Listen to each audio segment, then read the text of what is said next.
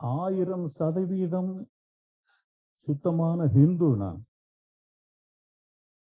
1000% பரிசுத்தமான ஹிந்து.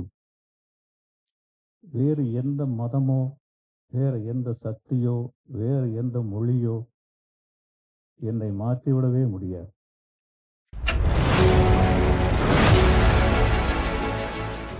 அஸ்ஸலாமு அலைக்கும். கொஞ்சம் அதிகமா தட்டலாமே. அதுக்கு ஒரு காரணம் இருக்கு. அல்லாஹ் போதுமானவன். இதுக்கும் தட்டலாம்.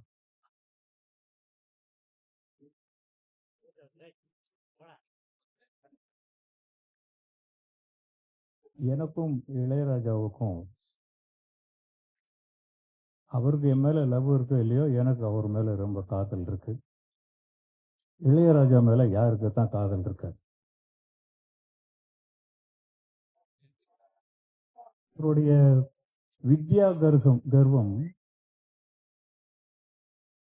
உலகத்தை வெஞ்சியது. அதை புரிஞ்சுக்கிட்டா தான் அவரோட நம்ம காதலை கண்டினியூ பண்ண முடியும். இன்னைக்கு வரைக்கும் எங்களுக்குள்ள அந்த அன்பு குறையவே இல்லை. அதுக்கப்புறம் மீரா கதிரவன் கொஞ்சம் வித்யா கர்வம் அதிகமா உள்ளவர் தான். அவரோட எனக்கு தீரா காதல் இருக்கு. இது இன்னைக்கு தான் சொல்றேன் இந்த மேடையில். அவருக்கு இது வரைக்கும் நான் சொல்லலை. அவர் மாதிரி ஒரு இயக்குனரை பார்க்கறது சுலபம். ஒரு எழுத்தாளரை பார்த்துடலாம், ஒரு மேக்கரை பார்த்துடலாம், ஒரு உழைப்பாளியை கூட பார்த்துடலாம். ஒரு மனுஷனை பார்க்கவே முடியாது. அப்படி ஒரு மனுஷனை நான் பார்த்தேன்.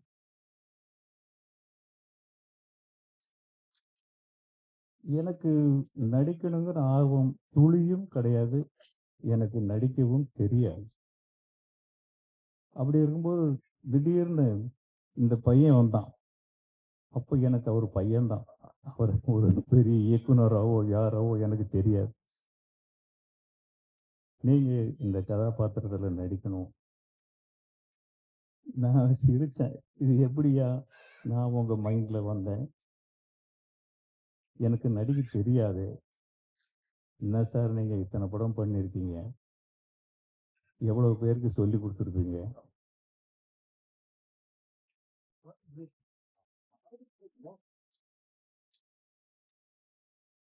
ஒரு போற போக்குல ஒரு பெரிய காமெடி பண்ணிட்டு போறாரு பாருங்க. அவர் மாதிரி ஒருத்தர் பேச முடியுமா இங்க? நான் சொன்னேன், சிரிச்சுட்டேன் நான். இந்த இந்த கெட்ட ஐடியா உங்களுக்கு யார் கொடுத்தது? எனக்கு நடிக்க தெரியாது. அப்போ அவர் சொல்றாரு, என்ன சார் நீங்க இவ்வளவு படம் பண்ணியிருக்கீங்க, எவ்வளவு பேருக்கு நீங்க சொல்லி கொடுத்துருப்பீங்க, எவ்வளவு டேக் வாங்கியிருப்பீங்க, நடிகர் திலகம் சிவாஜி கணேசனோட வேலை செஞ்சிருக்கீங்க, உங்களால முடியும்னு அவர் சொல்றாரு.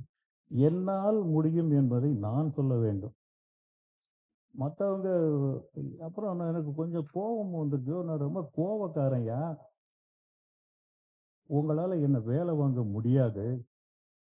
தயவு செஞ்சு நீங்க தப்பிச்சு பொழைச்சு போயிடுங்கன்னு சொல்றேன். படம் பாதியில நின்றுடும், போயிடுங்கன்னு சொல்றேன். ஒரு கிட்டத்தட்ட ஒரு மணி நேரம் இருக்கும்னு நினைக்கிறேன். ஒரு பவுண்டட் ஸ்கிரிப்டை என் கையில கொடுத்துட்டு, அப்பதான் முதல் முறையா நான் ஒரு பவுண்டட் ஸ்கிரிப்டை வாங்குறேன் கையில. நான் இத்தனை படம் பண்ணி ஒரு படத்துக்கும் பவுண்டட் ஸ்கிரிப்ட் பண்ணதே கிடையாது. இதை படிச்சு பார்த்துட்டு நீங்க சொல்லுங்க. என்னன்னா அது நம்ம எழுதின கதையை நம்ம படிக்க முடியல, அடுத்தவங்க கதையை எப்படி படிக்கிறது? இருந்தாலும் அதை வாசிச்சேன்.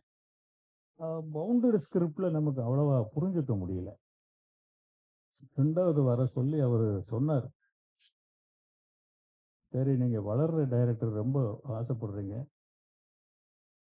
உங்களுக்காக நான் வரேன். இவ்வளவு போராட்டம் அந்த யூசுப் பாயாக நான் மாறுறதுக்கு. 1000% சுத்தமான ஹிந்து நான். 1000% பரிசுத்தமான ஹிந்து. வேறு எந்த மதமோ, வேற எந்த சக்தியோ, வேற எந்த மொழியோ என்னை மாற்றிவிடவே முடியாது. ஆனா மீரா கதிரவன் என்னை மாத்தினார். அந்த படத்துல ஒரு 8 நாள் குடுங்க போதும் அப்படின்ற அப்போ ஒரு 12 நாள் தேவைப்படும் அப்படின்னு ஏமாத்து வேலை தான். கிட்டத்தட்ட 40 நாள் 45 நாள் அதை நான் ஒர்க் பண்ணியிருப்பேன்னு நினைக்கிறேன். பல தடவை பல ஷெட்யூல்ல பண்ணியும்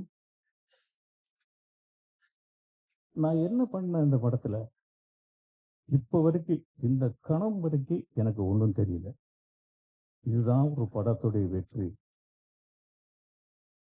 ஒரு நடிகன் என்ன பண்ணா அப்படிங்கிறது அவனுக்கு புரியக்கூடாது. நடிகர் திலகம் சிவாஜி சொல்லுவார், நான் தான் கட்டபொம்மை, நான் திருவிளையாடல், நான் வஉசி, ஏதியா என்கிட்ட இவ்வளவும், உங்களை மாதிரி இயக்குனர்கள் எழுத்தாளர்கள் எழுதித்தான் நான் ஃப்ரேம்ல தெரிஞ்சுட்டு நீங்க தெரியாம இருக்கீங்க அப்படின்னு. நான் போறேன், அவங்க என்னமோ சொல்றாங்க, ஒரு ட்ரெஸ்ஸை கொடுக்குறாங்க போட்டுக்கிறேன், ஒரு தொப்பி கொடுக்குறாங்க வச்சுக்கிறேன், ஏதோ வசனங்களை கொடுக்குறாங்க இதை சொல்ல சொல்றாங்க, சில விஷயங்கள் வரமாட்டேங்குது, சில விஷயங்கள் தானா வருது. எப்படி வரும்? வருது.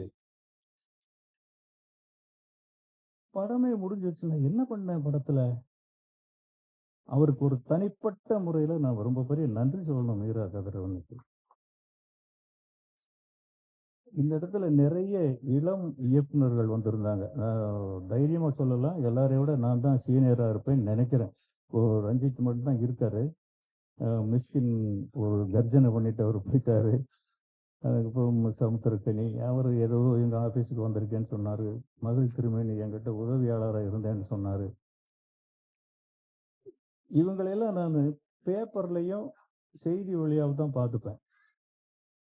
ஒரு துருப்பிடிச்சு இருந்த என்னை கொண்டு வந்து அவங்க முன்னால அறிமுகப்படுத்தி அவங்க வாயால என் பேரை சொல்ல வச்சு இந்த ஒரு நிகழ்வு எனக்கு ஒரு மறு பிறவி மாதிரி இன்னைக்கு.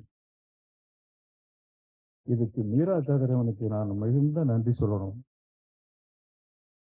அந்த படத்தில் அவ்வளவு நாள் கிட்டத்தட்ட அந்த ஒரு 40 நாள் ஒர்க்கை ஒரு 2 வருஷத்துல பண்ணியிருப்போம்னு நினைக்கிறேன். 2 வருஷம் அந்த ஸ்கிரிப்ட் தான், அந்த வசனம் தான்.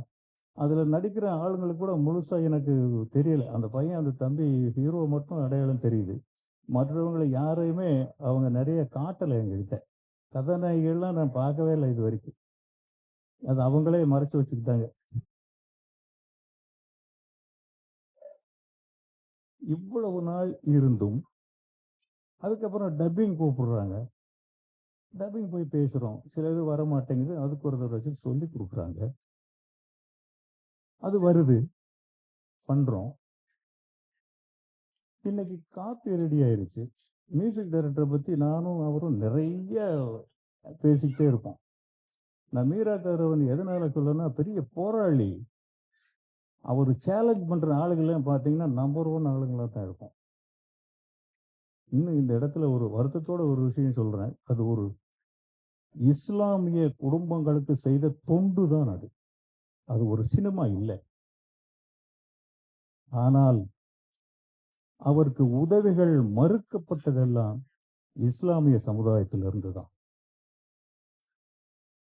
இந்து சமுதாயங்கள் நிறைய அவருக்கு உதவி பண்ணாங்க. இது அவரே சொல்லியிருக்காரு. கண் கூடாக நானும் நடந்து வந்து சென்னைக்கு வந்தேன். சென்னைக்கு முதல்ல வரும்போது பார்த்தாக்கா, சென்னை வந்துருச்சு. இரவு 10 மணி.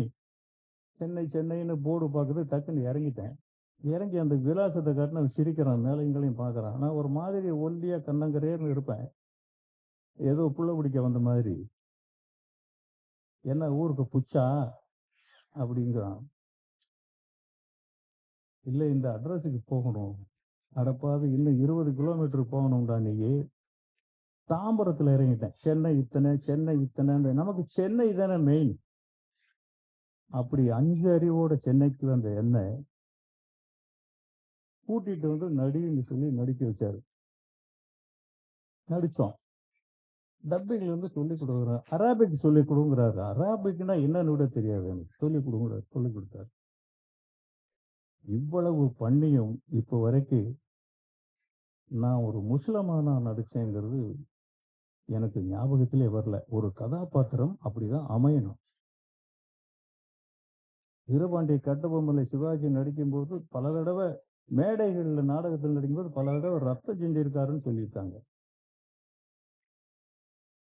நான் என்ன பண்ணேன் எனக்கு தெரியல. அது மீரா கதிரவனுக்கு தான் வெளிச்சம். சில இடங்கள்ல அவருக்கும் எனக்கும் ஹபீபிங்கிற பேர்லயே எனக்கு உடன்பாடு இல்ல. நான் சொல்லியிருக்கேன், "இது என்ன சார் ஹபீபின்னு?" இப்ப எல்லாம் என்னென்ன வைக்கிறாங்க பேரு. லவ்வோ லவ்வுன்னு ஒரு படம். சின்ன சின்ன 2, 2 எழுத்துக்கள்ல படம் வைக்கிறாங்க. நீங்க என்ன இப்படி வைக்கிறீங்களே? அவரு அந்த ஒரு கருக்கொண்ட